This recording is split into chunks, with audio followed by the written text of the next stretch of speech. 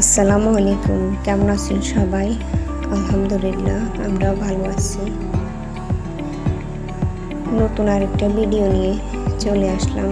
এই কদিন ভিডিও দিতে পারি নাই, আসলে খুব কষ্টের মধ্যে দিন যাচ্ছে, তাই আর ভিডিও দিলাম না।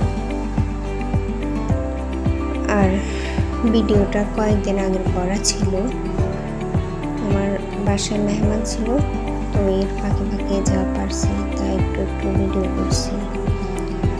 আর এর মধ্যে বাসায় মেহমান বলতে আমার মামাতো দেবর মারা গেছে।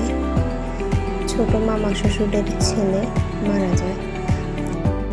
বাসায় মেহমান আসছে হচ্ছে আমার মেজো মামা শ্বশুর, আমার ফুল ফ্যামিলি সহ আসছে বাসায়।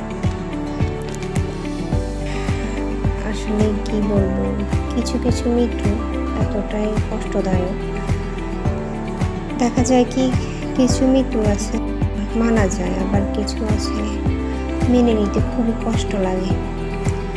আমার যে মামাতো দাবার মারা গেছে, ওর বয়স খুবই কম, ও মাত্র 15 বছরে পড়ছে।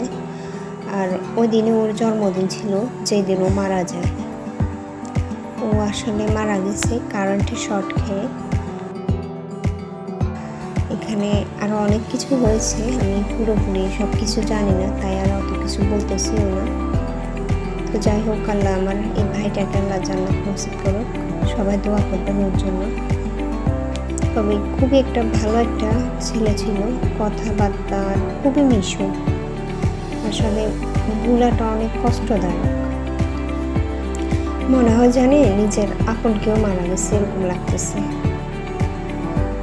আপন বলতেও আপন, তবে মনে হচ্ছে জানি নিজের রক্তের কেউ মারা গেলে যেরকম কষ্ট লাগে ঠিক ওরকমই লাগতেছে ওর জন্য।